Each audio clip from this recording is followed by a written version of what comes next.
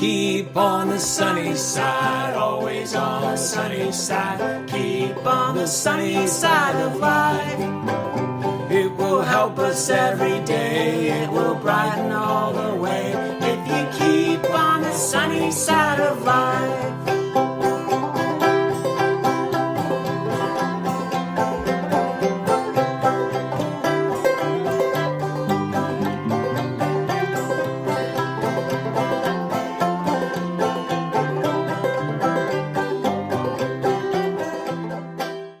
Thanks for watching this midweek message. I want to just talk to you a few moments tonight about a really, really important subject. It relates to what we talked about in learning to not hate. And it involves something we hear a lot about, but it's seldom practiced, called civility. It's a word that leaders and different individuals throw around, and yet that's really all it comes down to. Oftentimes the people that talk the most about civility seem to be the least involved in it. We hear things like fight fire with fire, or you got to give as good as you get. Or we go back to the Old Testament where we talk about an eye for an eye and a tooth for a tooth. Unfortunately, what you end up with is two blind people and two people desperately in need of dental care. Civility is that word that is thrown around a lot by politicians and different individuals in society, maybe thinkers. The loss of civility has been decried by people on all sides. Someone sent me something this week. It said, why can't we all just get along? But what do we mean by civility? You know, some translations will say the definition of civility refers to politeness or etiquette. And when you do not really like someone very much, but you manage to treat him politely, greeting him and behaving in a socially acceptable way. This is commonly called civility, according to the dictionary. Civility comes from the word civis, which in Latin means to be a citizen, that we share a citizenry together. The Webster says civility is a civilized conduct or a polite act of expression. Historically, civility meant training in the humanities.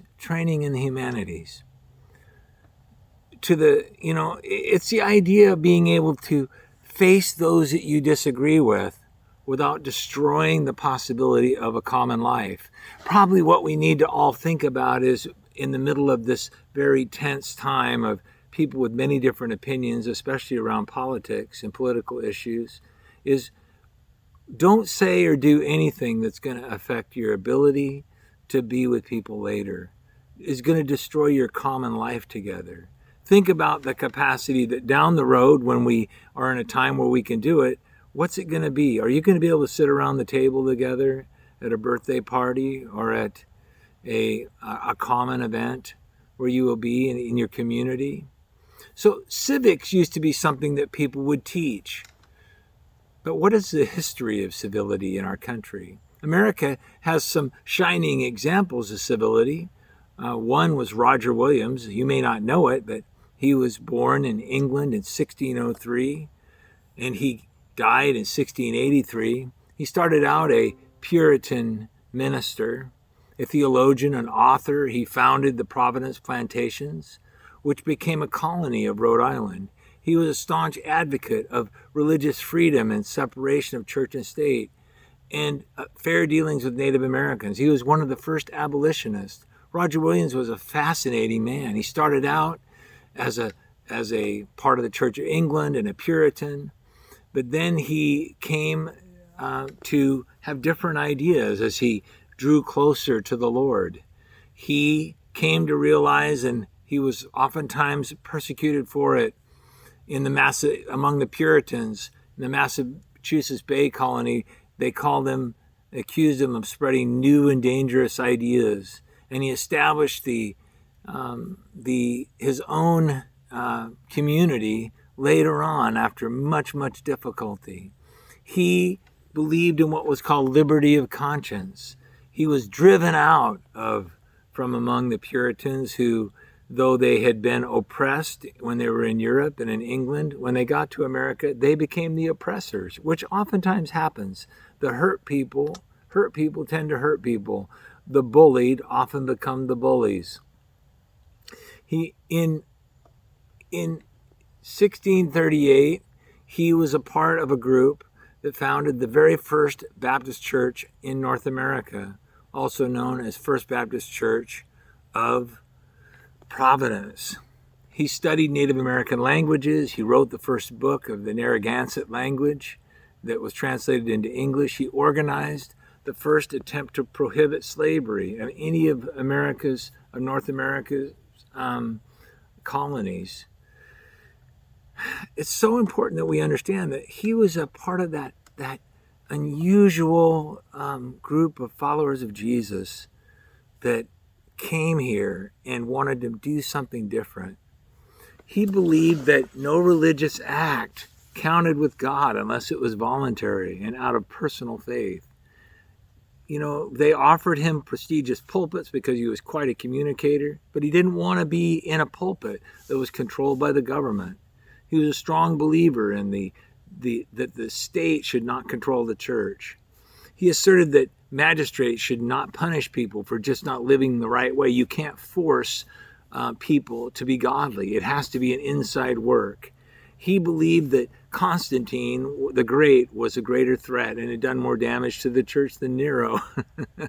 These kind of ideas got him into trouble. He believed that Constantine had turned Christianity into just a kind of political party instead of a transformational radical life. He was run out of Boston for these ideas, and he went to Plymouth, and he was there for a while, but he got into trouble there because he disagreed with the charters of William Bradford and said that they were corrupt and exploitive because they were unchristian because they failed to recognize the ownership of the Native Americans and compensate them fairly. He was fired from his church, and finally in 1635 the General Court tried him and convicted him of sedition and heresy, not because of his religious views, but because of these other views that were wrapped up in their idea of religion. He was banished, and though he was sick, he finally was forced out, and he traveled 55 miles in a blizzard and was taken in by the native people of that day. He was friends with the chief. The Wampanoags offered him shelter, and he lived there for 3 months, and they began to help him, and a few other people began to establish a new life, a community that was built on civility. Though they may not have used that word, they practiced that practice. They believed that people needed to have the right of conscience and that they had to learn how to live with differing types of people who would, though diverse and though they were maybe dissenters or they were Baptists and Quakers and other groups, they would learn how to live in a common community and be civil to each other. They would be civilized, so to speak.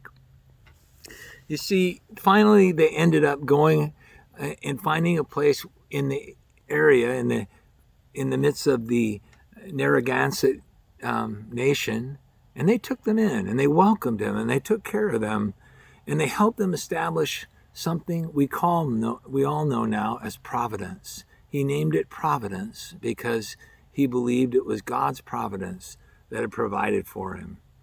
William's settlement was a haven for people who had different ideas. He really set up the issue that became foundational in what you have come to know as part of America's traditions. As a matter of fact, the idea of having liberty of conscience, the separation of church and state, was combined with the principle of a majoritarian democracy. And even when the Puritans began to practice and justify, even with the Bible, slavery in 1641, he organized the first attempt to prohibit slavery in England's North American continent. He considered worship that was forced on people as something that was offensive to God. And he believed that it was important that people be given the freedom to really worship God as only God can work in their lives. He was baptized in 1638, and he and several others formed the First Baptist Church of Newport, Rhode Island. This is an important thing to remember. I tell you all this because our nation has a long history of learning how to live together with civility. And when it is broken down, when we forget this, we come to disaster with each other. We've seen that happen. The idea of civility is a Christian idea, and is especially an idea among Baptists. What fueled the First Baptist Church idea of civility was a civic community, and living in civic community was Scripture. Remember this Scripture: in everything, therefore, treat people the same way you want them to treat you, for this is the law and the prophets. Enter through the narrow gate, for the gate is wide and the way is broad that leads to destruction, and many are those that enter through it. For the gate is small and the way is narrow that leads to life, and there are few who find it. This is so important to understand, that the foundation of what we really see as civil society in his mind, and much of what our thinking has been to realize that it's rooted in this idea of treating people the way you would want to be treated. How can you be a person of civility in these days, in these tense times where people seem to be, family members and different individuals across the lines are pushing and bullying and putting each other down? Well, here's some things. It's going to take three things. Number one, it's going to take imagination. How would you feel? Remember what Jesus said? Treat others the way you would want to be treated in everything. How would you feel if you were in that situation? You would come out of that particular perspective. And what would it be like? You try and imagine it instead of just defend yourself in your position. How would you want to be treated? How would you want to be talked to? How would you want to be talked about? You see, how would you react in those situations? In everything, therefore, Matthew 7:12 says, in everything, treat people the same way you want them to treat you, for this is the law and the prophets. The tendency that we see in our day, the tendency of even people that talk about civility, seem to always be talking about the civility or the lack or the incivility of the enemies that they have. Those people talk terrible about us. People talk about owning the other side, or how unfair people are to you and how badly you're treated. You see, you have to have some imagination. You have to have imagination. I'm going to treat other people no matter what happens. I'm going to treat them the way I would want to be treated, not the way they treat me. The golden rule is not treat other people the way they treat you. It is to treat other people the way you would want to be treated. It may be that you'd say, I want people to speak the truth to me. I'll guarantee you do, but you don't want them to belittle you and bully you. Second thing, not only imagination, but participation.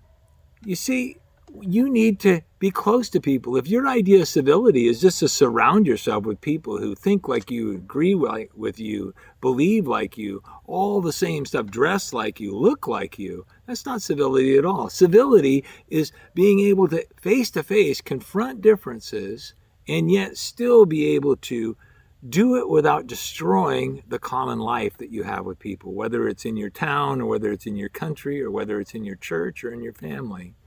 You see, you have to walk along people. You have to talk to people. You have to listen to people with respect. Even though you may not respect their position, you treat them with a measure of respect because they are children. They are created in the image of God. So you must treat people with a sense of participation, that you're involved. You can't just have contact, but no real care for people. And then thirdly, not only imagination and participation, but you need to have navigation. You remember what Jesus said? He included this in that same narrative. Treat other people and everything the way you want to be treated. This is the law and the prophets. Then he said, enter through the narrow gate. This is navigation of the life, of the heart, of the values, of your life with others. For the gate is wide and the way is broad that leads to destruction, and there are many who enter through it. For the gate is small and the way is narrow that leads to life, and there are few that find it. You know what he's saying about navigation? This is how you must plan to live your life. You must learn how to stay in the lane that God has given you. Don't go along with the crowd. Everybody's beating up on each other, this party or that group, or you're a part. You're a part of the kingdom, and you stay in your lane. This is how true followers evaluate things. This is the way to live. These are the guardrails along the way to treat others the way I would want to be treated in everything. This is the fulfillment of the law and the prophets. You try and navigate every relationship with that imagination and that participation and that interaction with others. You interact with this. You think about this. Civility is a part of what I want to talk about this weekend. Because you see, we are called to something much bigger than civility. Putting up with people, navigating with people. We are called to love. And that requires more than just a polite exchange. And we're going to talk more about it this weekend, because when Jesus says, don't hate, what he is saying is love. And you know what love includes? Civility.